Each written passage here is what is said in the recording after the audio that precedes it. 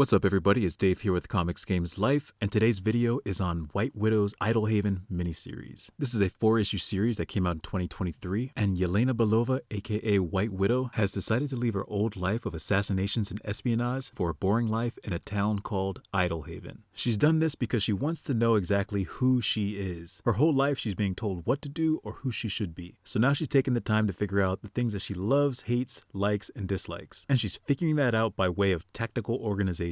So during her day, when she runs into something that fits into one of these categories, she goes ahead and adds it to her list of opinions. And so far at the beginning of this issue, she's got 47. They range from loving knives, hating the Infinity Gauntlet, liking the Spice Girls, disliking socks, and having a neutral opinion on people like Hawkeye and the Avengers. And like everyone else in this world, she needs a job. And she's decided to go into business for herself and becomes a consultant, mentor, and teacher to up-and-coming assassins. And currently she's on the phone with one of her mentees, an assassin named Jessica, as Yelena is walking her through the final stages of an assassination. You know, like making sure she puts a second bullet in the guy's head and disposes the body properly. And as Yelena is asking Jessica what she plans on doing next, Jessica says she got a job offer from an American company in need of her skill set, and they gave her a sample of the technology that they're willing to provide her with if she takes the job, which happens to be a robotic arm to replace the arm that someone had recently cut off. And Yelena seems pleasantly surprised and asks for the name of this company, but their conversation is interrupted by an alarm. Somehow, someway, Jessica trips something, and in comes a host of bodyguards that Jessica quickly and brutally disposes of. And then getting back on the phone with Yelena, she remembers the name of the American company. They call themselves Armament. And so Yelena jots this down on her to-do list to find more information about, and then they go on their way. Yelena decides to take a jog over to her favorite coffee shop, Beans and Jeans. But when she arrives there, she realizes that it's under new management, and that management being Armament. And she asks the clerk what's going on. When did this change happen? And the clerk responds with, "Our policy says that we're actually not allowed to talk about that." So infuriated, Yelena walks out and goes to Sharp Sweets Confectionery, a business that's owned by her friend Zelda. After Yelena calms down, Zelda gives her the scoop. Apparently, Armament is buying out all the businesses throughout town, and they tried to buy out her business, but due to the fact she owns it outright as well as the building, they can't touch it. But the conversation comes to a halt as a masked assassin jumps through the front plate glass window, and immediately Yelena goes into killer mode, and she systematically sizes up her opponent, noticing little things like her mask is crooked, her stance is unbalanced, her weapons are improperly sheathed, as well as made of low-grade material and not well maintained. But before they can get into it, Zelda wants to take a crack at her, so she pulls out a baseball bat and swings on the assassin. And when the hit lands, they hear a metallic clang, and the assassin seems to be unfazed. And Zelda's like, what in the world? And that's when Yelena starts to recognize the female assassin's voice, and she gets the feeling that she knows her from somewhere. But regardless, they still fight it out, and when Yelena takes her down, her mask falls off, revealing who she is. And that's when Yelena sees that she's one of her former accomplices, Martha. And we're gonna see a flashback of the time where White Widow and Martha teamed up to assassinate corrupt businessman Maxissimo Best. And just as they were about to do the deed, Captain America shows up. And of course, a fight breaks out, and Martha gets thrown into a wall where she's badly injured, but happens to make her escape. Now, White Widow and Captain America, they go toe-to-toe for a little bit, and during their fight, Captain America is trying to convince Yelena to change her ways and turn from being an assassin to a hero, to use her skills and talents for the greater good. But she says to Cap, more or less, I'm not about that life. So I'm gonna leave you to it if you wanna go ahead and finish saving the day, but be quick, because I'm pretty sure the guy's daughter is gonna be home any second. And then you see the daughter's word bubble in the corner, screaming for her dad and wondering what's going on. Now back to the candy shop. So Martha's been upset with Yelena ever since that altercation, and she tells Yelena that when Captain America threw me into that wall, it busted my hip so badly, I needed it replaced, and the entire time I was in the hospital, you didn't even come to check up on me. And Yelena's realizing that, and she's telling her that she didn't know. And then Martha goes on to explain how the company Armament had approached her, and they gave her a new cybernetic hip, so now she works for them. And then she exclaims that, you know what, I came here, I did what I need to do, now I'm out of here. And then she walks out the front door. So after Yelena and Zelda clean up the place, they go back to their townhouses. They happen to be neighbors, by the way. And so they're going back and forth, throwing ideas, trying to figure out exactly what happened. Why send an assassin to break through a window, threaten a store owner, and leave only for the body count to be at 0? So they came to the conclusion that Armament is trying to intimidate Zelda so she would sign over ownership to her shop to them. But why? Why do they want it so bad? Why are they trying to take over this little town? And Yelena admits to Zelda, not in detail, but hinting that she used to be a master criminal, and she came to this place to live a normal life. And just then they look up at the sky and they spot a drone, and this thing is spying on them. And then we see a mysterious figure at the other end of that feed watching what the drone is showing them, and all he says is Idylhaven is ready. The following day, we find Yelena and her neighbor Sabine LeChance and her teenage kid Griffin at a farmer's market, and Yelena is walking by all the different produce, adding more things to her love, hate, like, and dislike list, at the same time being on the phone with another one of her mentees, and she's giving information about the importance of being an independent contractor and giving her professional advice on the tax information as well as the medical benefit information she'll need to continue her work as an independent assassin. And the person on the other line is saying that maybe she should stop freelancing and get with a bigger organization because she was just approached by this company called Armament that was offering her a job, and their benefits package is soon going to offer free dental. And that's when Yelena abruptly tells her, "Let me call you back, but I do want to hear more about this free dental." And then she turns her attention to one of her neighbors that she sees handing out pamphlets about the company Armament. Apparently he is part of some recruitment department, and he starts giving information to Griffin and talking about how great of an opportunity this would be. So they part ways with Rowan, and Yelena is telling Griffin that you shouldn't trust this company. There's something wrong with them. And Griffin goes on to explain what I thought was a pretty interesting idea in terms of a relationship with an employer and employee. And it goes like this. Every company out there is a vampire,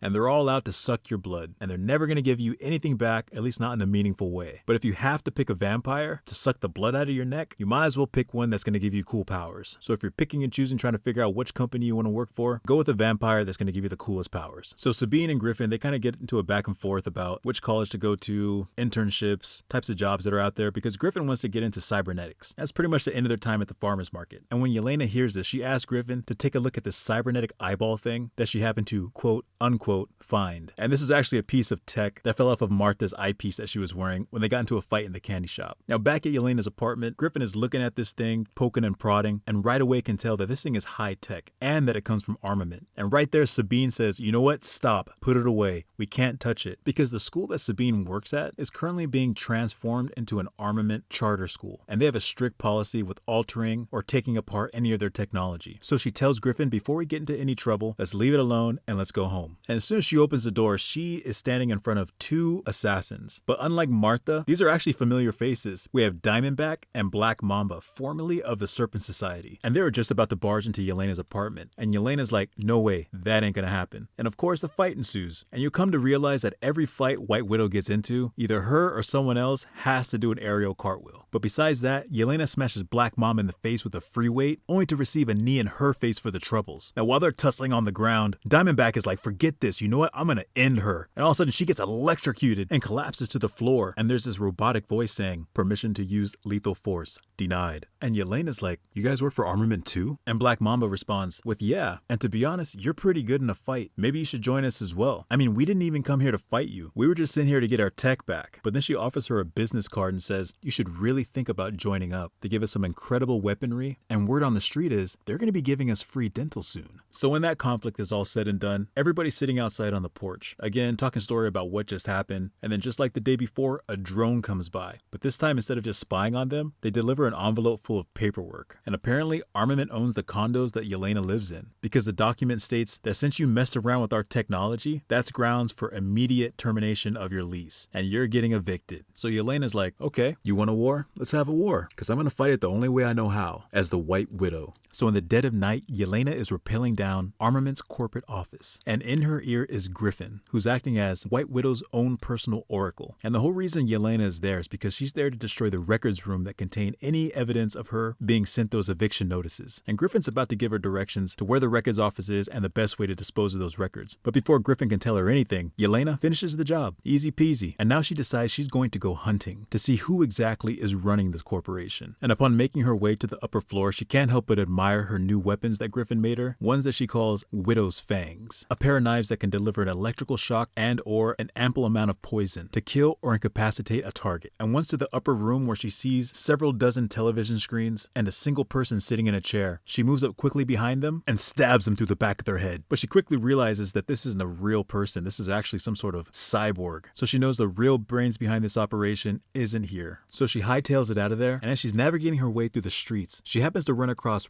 Rowan, who's one of her neighbors as well as the same guy who was passing out flyers at the farmer's market. And he was out late because he had to pick up some prescription medication. And he's like, "Hey, Yelena, are those guys with you?" And she turns and spots the oddest group of assassins we've seen so far. And Rowan's like, "Oh, these guys are from my company. I'm sure they just have a couple of questions." And that's when the attack happens. And the chubby assassin starts flinging around this whip with a ball of fire at the other end. And Yelena's like, "It's go time." And she goes toe-to-toe with all three of them. And they're using their augmented weaponry. She's doing aerial cartwheels. But long story short, she gets the best of all three of them. And the little assassin's about to run away. And just before he does, he lets the chubby one know and ends up calling her Baxter. And that's when Yelena's like, "Well, what, Baxter?" Because just like Yelena knew Martha, Yelena also has a history with Baxter, as we flash back to when they first met. And White Widow is helping out Wolverine. Now, I'm not sure of the circumstances of their team up, but Baxter is an assassin that was sent to kill Wolverine. Now, there's a joke hidden in there somewhere. I just don't know exactly what it is, because whoever sent Baxter is crazy to think that she could kill Wolverine, and Baxter would be crazy for thinking the same thing. But instead of Wolverine cutting her in half, Yelena had set up a bomb with just enough power to knock Baxter out. And while she was on the ground, injured but still conscious, Yelena is about to question her. And if she doesn't get the answers to her questions, she's ready to torture her if need be. But the weird thing is, she actually doesn't really ask her much, but she does point out all the things she did wrong with this assassination attempt and tells her that, "I'm gonna let you go and just use this as a learning experience for next time." And Wolverine's like, "What do you mean next time?" But anyway, this whole series plays out like this. It's very playful. It doesn't take itself very seriously. And it really reminds me of that movie Grosse Point Blank. It's an older movie that came out in the 90s, but it's an action comedy starring John Cusack, where he's an assassin and he comes back to his hometown for his high school reunion, and just so happens to a bunch of other assassins going to that same hometown to kill a high-value target. It's a fun movie. If you haven't seen it, I'm sure you'll be able to find it on some sort of streaming service. So Yelena's actually happy to see Baxter, and then they start talking, and Baxter says after their encounter with Wolverine, she was so badly injured that she needed physical therapy. Now, Armament came through, gave her a job and a cybernetic leg to get her back on her feet. The only deal is she has to come work for them to pay off her debt. And then she spills to Yelena exactly why they've infested Idylhaven. Armament is turning the town of Idylhaven into an assassin's training ground. That's why they're taking over the schools, the businesses, and the real estate. And they're going to send out the assassins on their payroll to kill Idylhaven citizens as a training course to prepare them to go out and commit other assassinations throughout the world. And Yelena demands that they give her the name of the person who's running this organization. And Baxter accidentally gives the name of the CEO, Renata Best. And as soon as her augmented implants detect that she said that name, they start going into self-destruction mode. And Yelena grabs Rowan and they dive for cover as a cybernetic limb detonates. And as Yelena is walking away with Rowan, she's putting the pieces together, and she knows that name, Renata Best. And she remembers with Captain America and Martha, Maxissimo Best was the person that they were trying to kill. Maxissimo is Renata's father. So we find out that the very next day, another assassin came and actually killed Maxissimo, so Renata inherited the company. So Renata is the one in charge for putting together this league of assassins. And now that Yelena has a name and a face to her target, she is on a mission for revenge. And she spares no time in getting the ball rolling, because we see her now in the belly of the beast, in the home of Renata Best. And she might not have been too quiet, because Renata actually gets the drop on her. With a gun pointed at Yelena, Renata is asking who sent you, and Yelena makes the point that she did, seeing as how she's the one that caused all this mess. And then from the shadows, Diamondback, Black Mamba, Asp, who was also part of the Serpent Society, and a couple other nameless assassins appear. And then they begin to break out into a brawl. And while the fighting is going on, Renata starts to do that evil villain thing, where when they think they have the hero of the story in their grasp, they go on to explain the whys and hows of their entire evil plan. So when Renata's father was killed, she realized something, that there's opportunity in the market to employ spies and assassins. So she started the sister company Armament and began recruiting and training up-and-coming assassins to use them for work all across the world. Now at this point, Yelena has beaten everyone up, except for Asp. She manages to touch the ankle of Yelena and zaps her, which temporarily puts her out of commission. And Renata uses this opportunity to continue telling her plan to Yelena, and that's her wanting Yelena to work for Armament and train all of her assassins. And Yelena explains that if I was to train them, guarantees some of them will die. And Renata's like, that's not a big deal, because that's not the end of the plan. And then she goes on to show Yelena an entire squadron of robot killing machines. And she explains to Yelena that every augmented piece of tech that I have my assassins wear, as they go out and kill targets, all that information about their techniques, their strengths, their flaws, all of that is going into the memory of all of these robots. So as you train the assassins, they'll get better, and they'll go out and take on more difficult targets. And all the while, all that data will be transmitting into the software of these robotic assassins. So when the real flesh and blood assassins all eventually die, Renata will be making tons tons of money sending these robotic assassins out on missions or selling these robots off to the highest bidder. Now, Yelena is not happy at hearing this because although we're talking about assassins and killers, to her, this is her community and she will not allow her people to be used and discarded in this way. So she goes back to her original plan to kill Renata. But first, she has to get through this wave of cybernetic assassins using every part of her skill set, aerial cartwheels galore. And she's using her widow's fangs, slicing and dicing, because these robots have already recognized parts of her fighting style from her previous encounters with the other assassins. However, even though they know her moveset, they don't know how she thinks, because she realizes that just like all that other augmented technology, these robots also have a self-destruct mechanism within them. And so she screams, "Renata Best is a dead woman!"